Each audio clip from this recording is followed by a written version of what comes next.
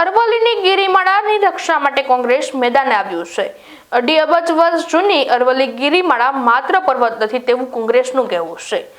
કોંગ્રેસ વિકાસના નામે અરવલ્લી પર્વતમાળા તોડવા અને વૃક્ષો કાપવાની નીતિથી ખૂબ જ આકરા પાણીએ જોવા મળી છે। અમે વિકાસ વિરોધી નથી, પરંતુ વિકાસના નામે વિનાશ સ્વીકાર કરવામાં નહીં આવે તેવું પણ કોંગ્રેસ દ્વારા કહેવાયું છે।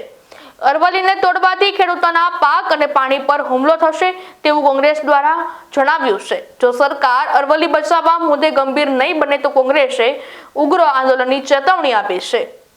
અરવલ્લીની ગિરિમાળાઓ એ પથ્થરની હારમાળા નથી, તે ખેડૂતોનું પાણી અને પાક બચાવવાની હારમાળા છે।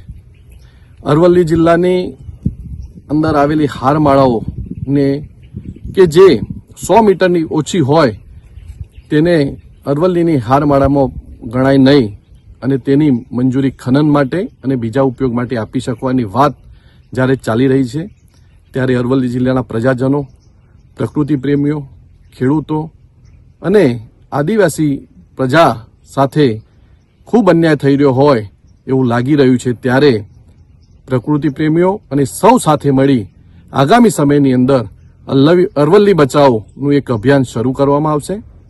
અરવલ્લી હારમાળાઓને કારણે અરવલ્લી જિલ્લામાં સુપ્રસિદ્ધ યાત્રાધામ શામળાજી સહિત ઘણા બધા યાત્રાધામો પણ આવેલા છે, એનું પણ સામે પ્રશ્નાર્થ ઊભો થશે।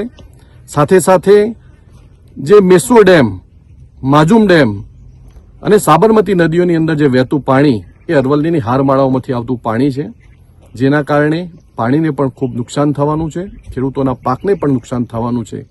ત્યારે આવો આપણે સૌ સાથે મળી અરવલ્લી બચાવો અભિયાનની અંદર જોડાઈએ અને જો આ અભિયાન અરવલ્લી બચાવોની અંદર જો સરકાર વહેલી તકે નિર્ણય નહીં લે તો આગામી સમયમાં સૌ સાથે મળી અને અભિયાનને ઉગ્ર બનાવવામાં આવશે, એમાં કોઈ શંકાને સ્થાન નથી।